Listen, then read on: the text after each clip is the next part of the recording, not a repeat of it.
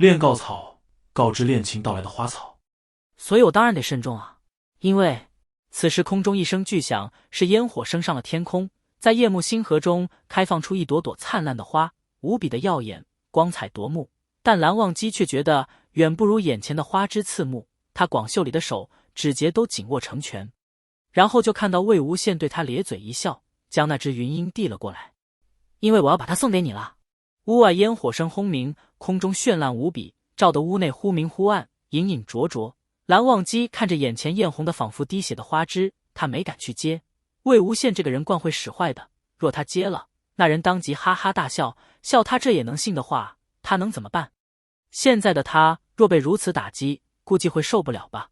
魏无羡看他没有动作，屋外火光太亮，弄得屋内烛灯好似没了作用，他看不清蓝忘机的脸，于是他向前走了一步，唤他蓝湛。蓝忘机看他靠近一步，便退后一步。你这么怕我作甚？没有。说着没有，但蓝忘机又后退了一步。不怕你后退什么？蓝忘机看着魏无羡手里红艳艳的花，欲言又止，始终不接，良久挤出几个字：这花不得胡闹。这花。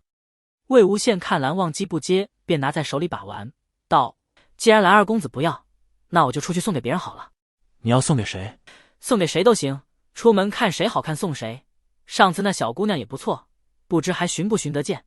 魏无羡把花枝拿在手里转了几圈，又看得烟火将蓝忘机身后的窗户照得格外亮眼，倒是提醒了他，又道：对了，不如往窗外随意抛，看谁接住就送谁。说罢想越过蓝忘机走向窗台，蓝忘机却身形稍移挡住了他。韩光君，借过。蓝忘机眼睫微垂，道：怎可如此轻浮？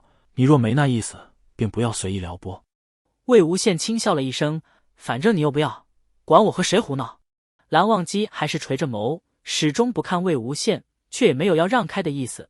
魏无羡心里不由得窜上一股火气，他也是鼓起勇气，舔着脸送蓝忘机花，与他表白。可那被表白的对象却无动于衷，还说他胡闹。他将花枝往蓝忘机胸口猛地一塞，扬声道：蓝湛，蓝忘机，我告诉你，今天这花你是要也得要，不要也得要。蓝忘机被他突然的举动怔住了。魏无羡抓紧了他胸口衣襟，瞪着亮晶晶的眸子，对他道：蓝湛，你听好了，你特别好，我喜欢你。蓝忘机微微睁大了眼睛，别的什么乱七八糟的也没有，我就是心悦你才摘来送你，这也是胡闹。那韩光俊明明不喜欢我，还亲我，那是什么？我告诉你，就算现在的你不喜欢我，以后的你也喜欢，你赖不掉。他自顾自说了一大堆，又想着蓝忘机既不喜欢他，那前天晚上算个甚？喝醉了就能胡乱亲人吗？彼时交叠着狂乱的心跳，浅琉璃色的眸子染上意乱情迷的火光，他还以为蓝忘机和他有一样的心情。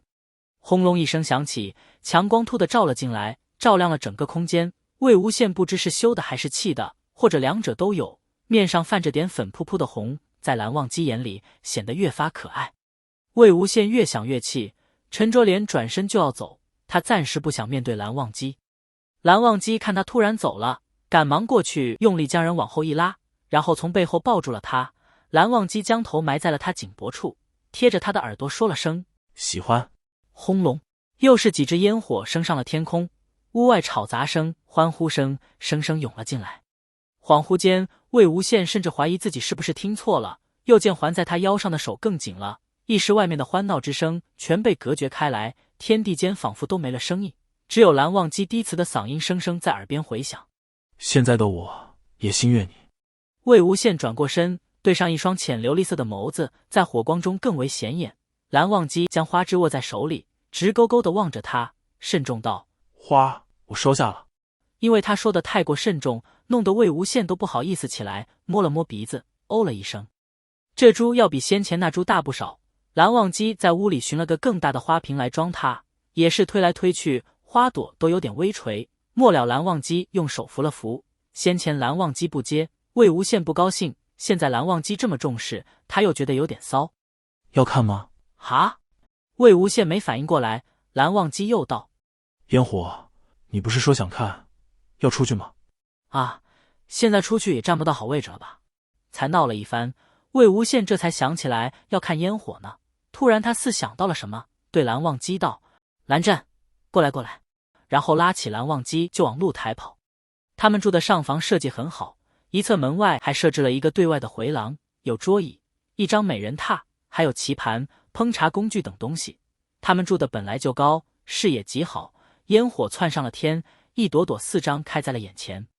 魏无羡撑着回廊外的栏杆，手指天空，对他兴奋道：“这里怎么样？肯定比在外面看还好看。”蓝忘机嗯了一声，今晚的烟火格外的好看。蓝湛，你知道吗？以前在云梦过年也会放烟火，特别热闹，但是我很久都没看到过了。说起云梦，魏无羡难得的惆怅起来，为了掩盖情绪，他紧紧地咬着下唇，仿佛要咬出血来。蓝忘机修长的手指扶上去，在他唇边轻轻摩擦，道：“姑苏过年也有烟火。”“是吗？那今年过年一定要看。”“好。”蓝忘机摸着他下唇那处伤口：“这伤疼吗？”“疼，那天早上我喝粥时都要被疼死了。”蓝忘机正想说要不上些药，但突然意识到现在的动作很亲密，一时没说出口，就见魏无羡对他笑道：“韩光君怜惜我的话，下次亲我时温柔点呗。”蓝忘机的手僵住了，良久他反应过来魏无羡在说什么，耳朵泛上红潮：“你不是说是你摔的？”“韩光君，你讲道理，我要不这么说，你羞也羞死了，我们还要去抓凶尸呢。”他又对他狡黠一笑：“我现在老实告诉你，是你亲我，亲还不够还咬我，你还把我按在床上亲。”他越说越来劲，蓝忘机都想过去捂住他的嘴。魏无羡向他贴过来，捧起他的脸，轻轻地吻了他一下，道：“不过韩光君都不记得了，要不我们今天再补个定亲吻。”说罢又亲了过来，这下也是很轻的贴着，但蓝忘机已经怔住了。“韩光君，你给点反应啊，这弄得好像我在轻薄你似的。”魏无羡看他毫无反应，奇了怪了，要不再骗蓝湛喝点酒？他有点想念昨晚那个粗暴又有点可爱的蓝忘机呀，还没想到有什么方法骗他喝酒，就被蓝忘机拉过去狠狠地亲起来了。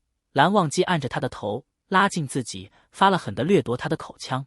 魏无羡扯着蓝忘机的衣襟，直到他推拒着笨论出声，蓝忘机才微微放开他。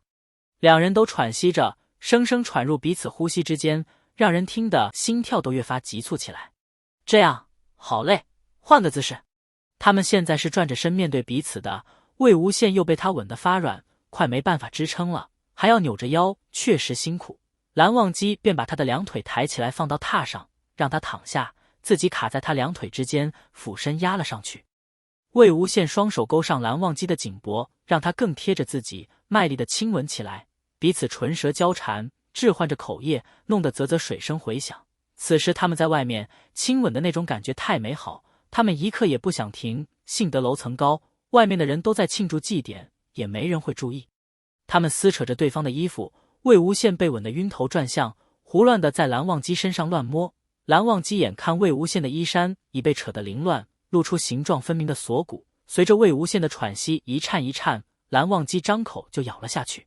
“韩光君，你轻点，我那是骨头没肉，痛。”放开时齿印分明，稍微有些浸出血丝，好似蓝忘机落下的一个印，许是真咬疼了。魏无羡呜呜的叫唤，蓝忘机小心地舔过那处印记，再用力吸吮起来，弄得魏无羡一阵阵酥酥麻麻的感觉。